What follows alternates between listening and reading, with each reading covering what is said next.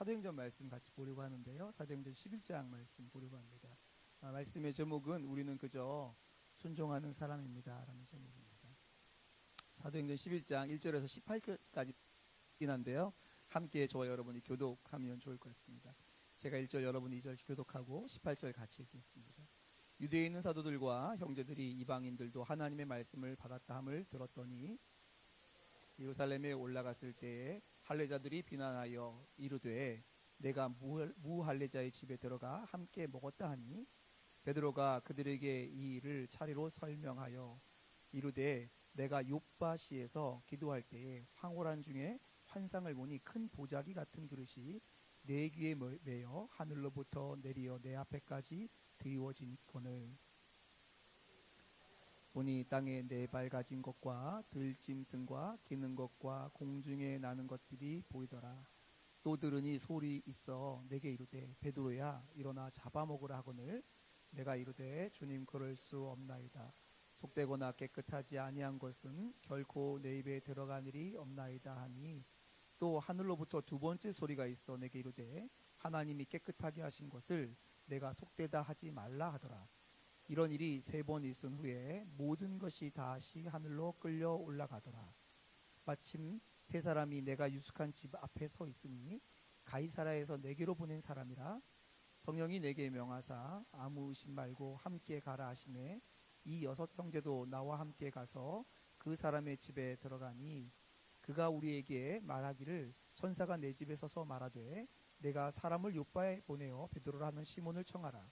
그가 너와 내 온 집이 구원받을 말씀을 내게 이르리라 함을 보았다 하거늘 내가 말을 시작할 때에 성령이 그들에게 임하시기를 처음 우리에게 하신 것과 같이 하는지라. 내가 주의 말씀에 요한은 물로 세례를 베풀었으나 너희는 성령으로 세례를 받으리라 하신 것이 생각났노라. 그런즉 하나님이 우리가 주 예수 그리스도를 믿을 때에 주신 것과 같은 선물을 그들에게도 주셨으니 내가 누구이기에 하나님을 능히 맡겠느냐 하더라. 같이 읽겠습니다. 그들이 이 말을 듣고 잠잠하여 하나님께 영광을 돌려 이르되 그러면 하나님께서 이방인도 생명 얻는 회개를 주셨도다 하니라. 아멘. 우리가 지난 시간에 살펴보았던 내용이 똑같이 반복되는 게 오늘 본문입니다.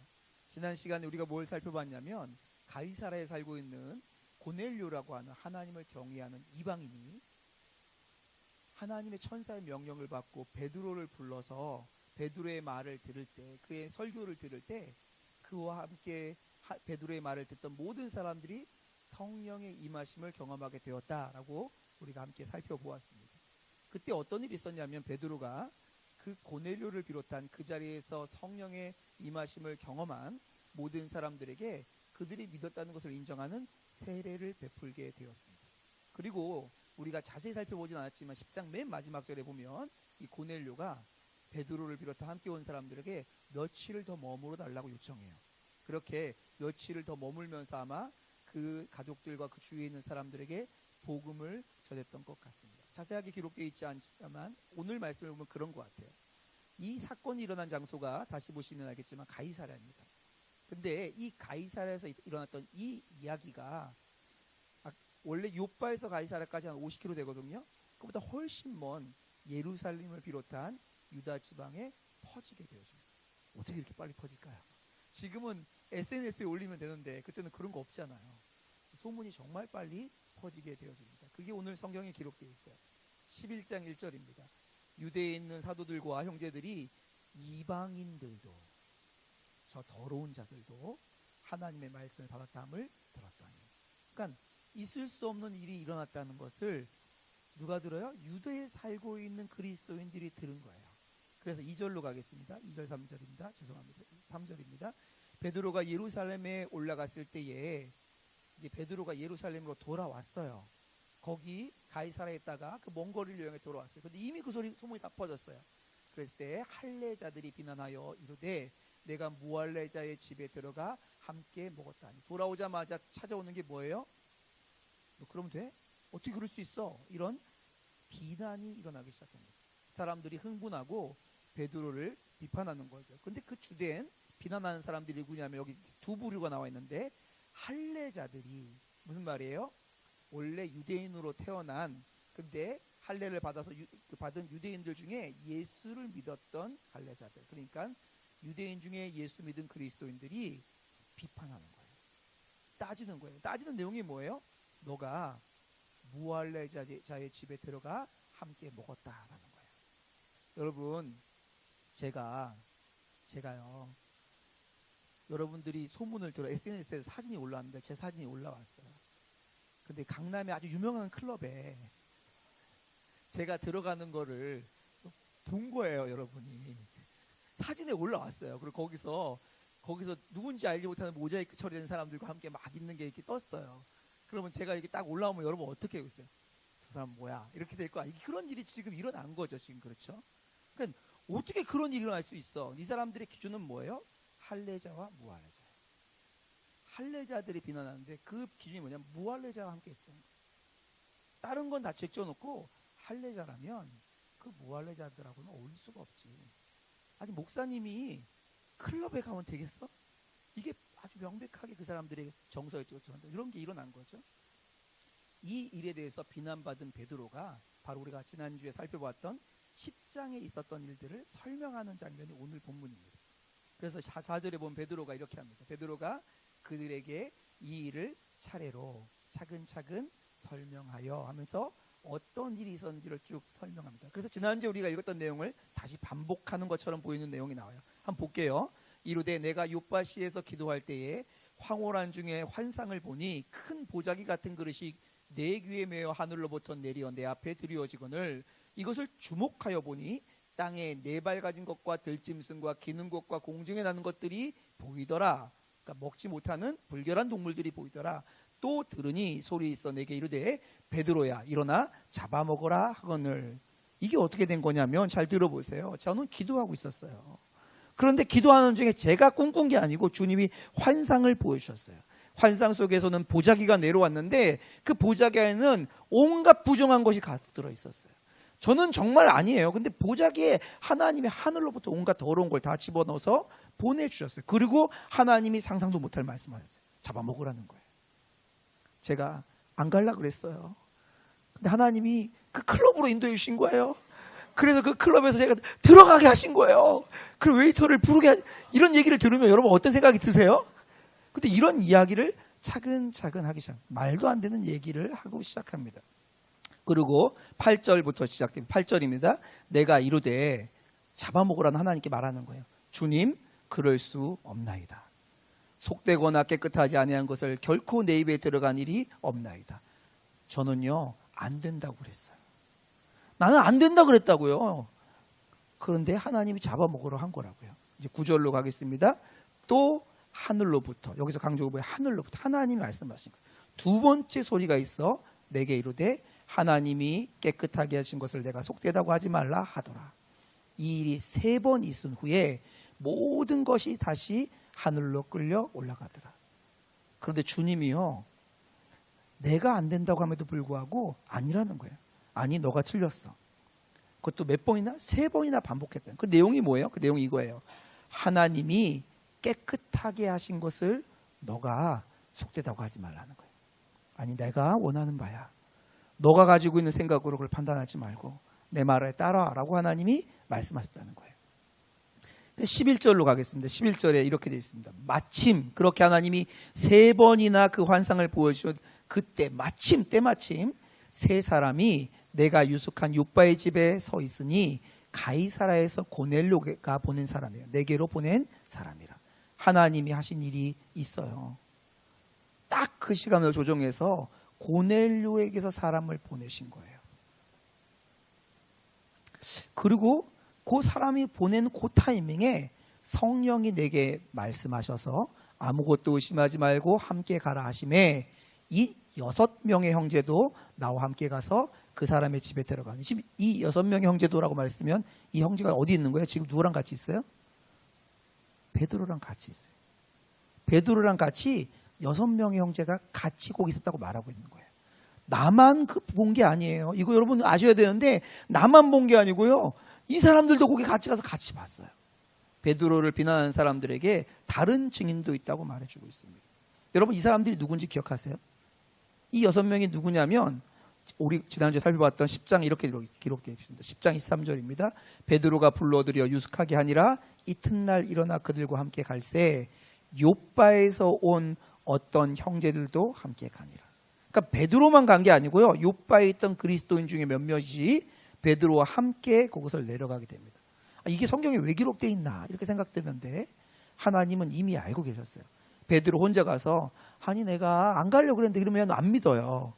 그 옆에 저기 유기성 목사님도 계셨고 김다희 목사님도 계셨다니까요. 그렇게 하면 그제서야 뭐가 있었나 보다 이렇게 한 것처럼 하나님이 일부러 그때 욥바에서 온 형제들이 같이 가도록 허락해 주신 거죠. 하나님께서는요 이 일이 베드로에게만 설명돼서는 안 된다는 걸 아셨어요. 그냥 베드로 한 사람에게 나는 이방인들도 구원받기 원해 라고 말하는 것으로는 변화가 안 일어날 걸 아셨기 때문에 하나님께서 하나하나 준비해서 이 6형제도 함께 가게 하신 것입니다. 하나님께서 실수 없이 보이지 않는 손으로 일을 하고 계셨던 것이죠. 15절에 가면 이렇게 됩니다. 그렇게 해서 가요. 그래서 고넬료 집에 가서 내가 말을 시작할 때에 성령이 그들에게 임하시기를 처음 우리에게 하신 것과 같이 하는지라. 어떤 일이 일어났다고요? 처음 우리에게 하신 것과 같이. 이게 무슨 말이에요? 마가의 다락방에서 예수님의 명령을 따라 약속한 것을 기다리라고 기도했을 때 처음 성령이 그들에게 불의 혀처럼 임한 것처럼 그 똑같은 일이 누구에게? 고넬료가 있었던 그 집에 있는 사람들에게 일어났다는 거예요. 그 일이 똑같이 일어났다는 거예요. 여러분 이 이야기는 무슨 얘기냐면 사실은 초대교회 사람들은요 성령께서 임하는 게 어떤 건지 전혀 몰랐어요. 그것이 임하고 나서야 알았어요. 그리고 어떻게 알았어요? 이거를 거절할 수 없는 게 뭐예요? 하나님이 전적으로 하신 일이다. 그래서 그 일이 생소하고 한 번도 경험해 본 적이 없는 일임에도 불구하고 이건 하나님의 일이네 하고 받아들였던 거예요. 똑같은 일이 어디서 일어났어요? 고넬료가 있는 집에서 일어납니다. 처음 성령의 임재가 전적인 하나님의 역사였던 것처럼 이제 이방인에게 또 하나님이 전적인 하나님의 역사로 하나님이 일하신다는 것을 눈으로 보게 된 거예요. 몸으로 체험하게 된 거예요. 지금 이 얘기를 하고 있습니다. 내가 한 게 아니고 하나님이 지금 전적으로 일을 해서 이거 하나님이 하시네 라는 것을 보여주다는 거예요. 여러분 이런 일들에 대해서 우리가 눈이 열려야 됩니다. 실제로 우리는 굉장히 많은 교회에서 이런 일이 일어도 돼? 하는 일들을 겪어오면서 지금 역사가 지나가고 있습니다. 생각해 볼까요? 처음에 초대교회 때 저희 나라의 초대교회 때 저희 나라는 어떻게 예배드렸는지 아십니까? 기역자 예배당이 있었어요. 남녀 7세 부동석 어떻게 남자 여자 이렇게 같이 앉아 있어서 감히 이렇게 했던 그 시대에 어떻게 했냐면 기역자 예배당에 꺾여지는 곳에 강대상을 두고 이쪽 편에는 남자 성도들이 앉고 이쪽 편에는 여자 성도들이 앉았어요. 같이 앉으면 안 되니까. 그게 좀 발전해서 나중에 어떻게 했냐면 이렇게 한 예배당에 가운데 커다란 커튼을 광목으로 쫙 치고 이쪽 편에는 남자, 이쪽 편에는 여자가 앉았어요. 있을 수 없는 일이었어요. 그렇죠? 아니 교회에서 어디 6줄 가진 기타를 쳐? 이런 딴따라들을 거기다가 데려와갖고 예배를 드린다고 하는 거야. 그 일이 있기까지도 얼마나 많은 일이 있었는지 모르겠어요. 드럼 이건 있을 수가 없는 일이었어요. 그렇죠? 근데 최근에 또 어떤 일이 있었죠? 온라인 예배. 아니 집에서 잠옷을 입고 일어나서 예배를 드린다고? 막 이런 거 있었잖아요. 우리에게는요 그렇게 용납할 수 없는 일들이 그때그때마다 일어납니다. 그런데 이것이 정말 하나님께서 우리에게 허락하시는 새로운 일인지 우리의 관념과 통상과 우리의 어떤 관습을 넘어선 일인지 아니면 그냥 우리가 죄 지은 가운데 타협하는 일인지 어떻게 알 수 있죠? 이것이 성령의 역사인지를 보면 하는 거예요. 하나님께서 행하신 일인 것인데 증거를 봐야 알아요. 근데 여기에 대해서 굉장히 많은 분들이 혼란합니다. 굉장히 많은 분들이 혼란해요. 저한테 와서 화가 잔뜩 나서 하시는 분들이 꽤 많이 계세요. 목사님, 교회라면 응당 이렇게 해야 되는 거 아닙니까? 저 사람들 굶어 죽고 있는데 교회가 모른 척하고 아니 저기 선교지에는 저런 일이 있는데 교회가 이거 우리는 이렇게 많은 거 먹으면서 저기다 안 하면 되겠습니까? 이런 일들부터 하나하나 따지고 싶은 일이 많아요. 저한테 찾아오셔서 목사님 속회가 이상해요. 막 그래갖고 속회가 이거 속회라고 말할 수 없어요. 뭐 이런 일들이 얼마나 많은지 몰라요. 들어보면 다 맞는 말입니다. 근데 그게 우리가 변화를 가져야 되는 일인지 아니면 그것은 우리가 거절하고 좀 기다려야 되는지 어떻게 알죠? 성령의 역사인지 아닌지를 통해서 아는 거예요. 두 가지 극단이 있습니다. 첫 번째 극단은 지금 만들어 놓은 걸로 충분해. 안 받고 극단이죠. 자기의 전통과 자기의 관습과 익숙한 것에 갇혀 있는 거예요. 속회 안에 어떤 속회들은 새로운 사람 보내주지 마세요. 새로운 사람 보내주지 마세요. 우리끼리 너무 잘 맞아요. 지금 너무 잘 맞고 막 마음이 막 우리 동일 일방에서 못 꺼내놓는 게 없어요. 그래서 새로운 사람들은 못해요. 안 돼요. 보내지 마세요. 제가 말씀드립니다. 3년 안에 썩어요. 물이 고이면 썩어요.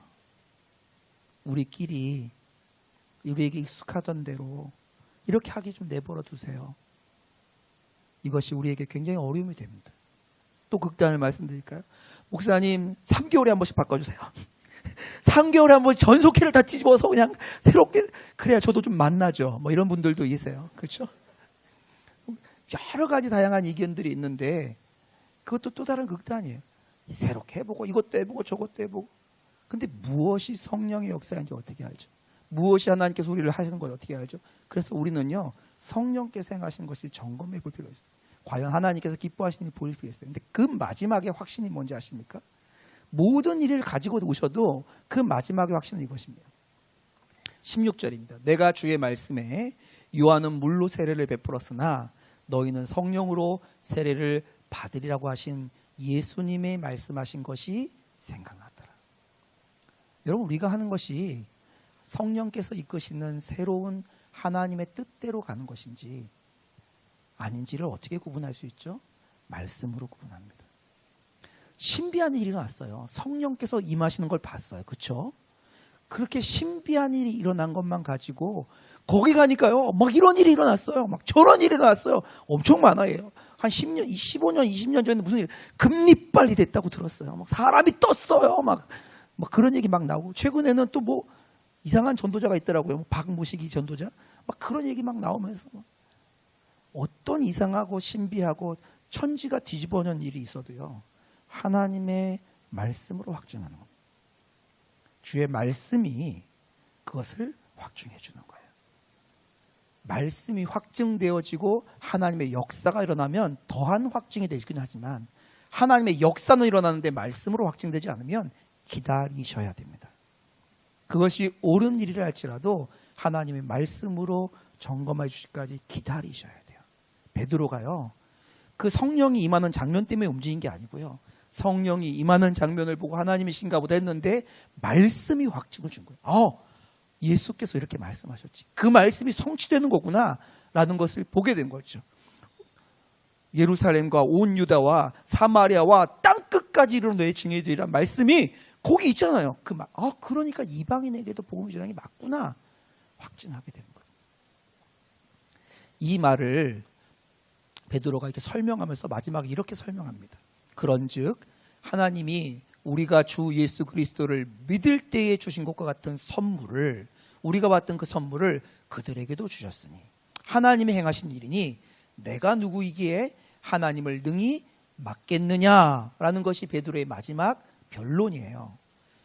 베드로가요 부인할 수 없었던 것은 현상이 아니라 하나님의 약속의 성취를 봤기 때문에 그래요. 성령이 임재하는 것을 보고 그것이 하나님의 약속에서 비롯된 것을 확신했기 때문이에요. 베드로는 지금 여기 뭐 말하고 있는지 아십니까? 베드로는 이 말하고 있는 거야. 나는 하나님이 아니야. 내가 그것을 옳고 그름을 분별하는 사람이 아니야. 우리의 전통도 하나님이 아니야. 우리가 가지고 있는 형식과 틀도 하나님이 아니야. 내가 하나님이 아닌데 내가 뭐근데 내가 그걸 결정하겠어. 하나님이 일하셨고 하나님 말씀이 선포되었으니 나는 그저 그 말씀 앞에 순종하는 자일 뿐이야. 베드로가 하고 싶은 말은 이거예요. 그것이 내가 누구이기에 라는 말입니다. 근데 이것은요 베드로의 한결같은 태도였습니다. 기억하시는지 모르겠지만 베드로는 이전에도 그랬어요. 보실까요? 사도행전 5장 29절이에요. 종교 지도자들 중에서 가장 높은 사람이 베드로를 붙잡아두고 너 예수의 이름으로 아무 전하지 마라고 했을 때 베드로가 뭐라고 말합니까? 베드로와 사도들이 대답하여 이르되 사람보다 하나님께 순종하는 것이 마땅하니라. 우리 전통에는 이거 없어. 우리 전통에 이렇게 하는 거 아니야. 어디 감히 우리 교회에서 이런 걸 하는 거야 라고 말할 때 뭐라 그러냐면 나는 하나님께 순종할 뿐이야. 나는 하나님이 아니야. 우리는요 이 양극단을 조심할 필요가 있고, 하나님 앞에서 하나님의 말씀과 성령의 인도함 앞에 뭐든지 순종할 뿐입니다. 이것이 교회예요. 다윗 공동체가 저희가 제일 처음 시작할 때가 2012년도입니다. 2012년도에 한 200명 정도의 다윗 공동체 전체 인원이 시작했어요. 모이는 건 200명 안 됐죠. 근데 전체 인원이 한 200명 좀 넘는 시작했어요. 근데 지금 한 1000명이 넘는 다윗 공동체가 되었습니다. 조금 그냥 그대로 내버려둬도 더 많이 늘어날 것 같아요. 오지 말라 그래도 와요, 자꾸.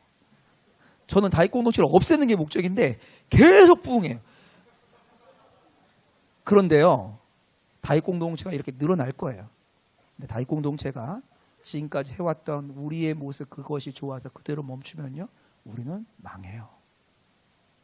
성령께서 이끄시는 대로 말씀의 확증을 받아가면서 계속 순종해 갈 뿐입니다. 계속 순종해 갈 뿐이에요. 이 이야기를 듣고, 베드로의 그 이야기, 목사님이 클럽 갔다는 이야기를 듣고 설명을 쫙 들은 다음에 교회가 어떻게 반응하는지 보십시오. 18절입니다. 그들이 이 말을 듣고 잠잠하여 하나님께 영광을 돌려 이르되, 그러면 하나님께서 이방인에게도 생명 얻는 회개를 주셨도다 하고 결론을 내립니다. 이것이 교회예요. 교회는 우리의 전통, 우리의 가치, 우리의 목표가 끌어가는 게 아니고 우리의 머리 대신 주님이 우리를 이끌어가는 것이 교회입니다. 우리는 하나님이 아니에요. 우리는 머리가 따로 있어요. 주인이 따로 있어요. 근데 그 주의 주인 되시는 주님의 확증을 뭘로 분별하죠? 하나, 성령의 인도하심과 말씀이에요. 이 두 가지의 균형이 아주 균형 잡히게 잡힐 때 우리는 하나님이 기뻐하시는 교회 되던 줄 믿습니다. 다시 말씀 제목 보도록 하겠습니다. 우리는요, 그저 순종하는 사람들입니다. 그러면 이제 질문을 할까요? 나는 순종하는 사람인가요? 이 시간 좀 같이 기도할 거예요. 성경은 이렇게 모여있는 선한목자교회 건물을 교회라고 말한 적이 한 번도 없습니다. 주를 믿은 새 생명을 가진 우리들이 교회입니다. 우리들이 교회예요. 교회는요, 그저 순종하는 게 교회입니다. 그렇다면 나도 주님 앞에 순종하는 자로 살아가는 것이 우리의 정체성이에요. 이 시간 함께 기도했으면 좋겠습니다. 하나님, 제가 익숙했던 과거의 신앙에 머물러 있는 것이 아니라 성령께서 내 안에 행하시는 일들을, 날마다 새롭게 하시는 일들을 보게 하여 주옵소서. 그러나 현상을 쫓아가는 자가 아니라 말씀에 묶인 자가 되어서 말씀의 인도를 따라 성령의 새롭게 하시는 일들을 보는 은혜를 누리게 하여 주옵소서. 좌로나 우로나 치우치지 않고 오직 주의 말씀 앞에 순종하는 한 주간, 순종하는 오늘 하루가 될 수 있도록 은혜를 더하여 주옵소서. 이 시간 함께 기도하는 시간 갖도록 하겠습니다. 아버지 하나님, 하나님의 은혜 앞에 나왔습니다. 하나님의 은혜 앞에 나왔습니다. 도대체 일어날 수 없는 일들을 바라보며 베드로의 고백이 내가 누구이기에 성령께서 행하시고 말씀이 확증하신 그것을 내가 판단하겠느냐 말했던 것처럼, 하나님, 저희는 교회이기에 하나님, 우리의 익숙했던 것들과 전통과 관습이 아니고 하나님, 우리에게 나타나는 현상이 아니고 성령이 인도하시는 대로, 우리에게 말씀하신 대로 그저 순종하는 자인 것을 고백해드릴 뿐입니다. 주님, 우리가 그렇게 순종하는 자로 살게 하여 주소서. 오늘의 하루의 삶 가운데 그저 순종하는 자로, 하나님 말씀하시면, 하나님 보여주시면 그 말씀과 성령의 인도함을 따라서 순종해 오라는 자로 살아갈 수 있도록 은혜를 더하여 주옵소서. 그것이 우리의 삶이 되도록 축복하여 주옵소서. 하나님 아버지, 초대교회에 도저히 넘어갈 수 없는 산이었던 이방인들도 우리의 형제가 되게 하나님께서 은혜를 허락하셨다라고 하는 이 일을, 도저히 상상할 수도 없던 그 일을 주님께서 성령의 역사와 진리의 약속의 말씀 가운데 확증하셨던 것처럼 우리에게도 동일하게 날마다 성령의 역사하심과 진리의 말씀 가운데 주님께 순종만 함으로 우리의 삶의 주인이 하나님이신 것이, 우리의 인생을 책임지시는 분이 주님이신 것이 확증되는 삶 살도록 축복하여 주옵소서. 날마다 주의 역사를 그렇게 경험하며 살아가도록 은혜 더하여 주옵소서. 오늘 속회로 모이는 모임이 그러한 역사 되게 하실 줄 믿습니다. 주님께서 영광 받아 주옵소서. 예수 그리스도의 이름으로 기도하옵나이다.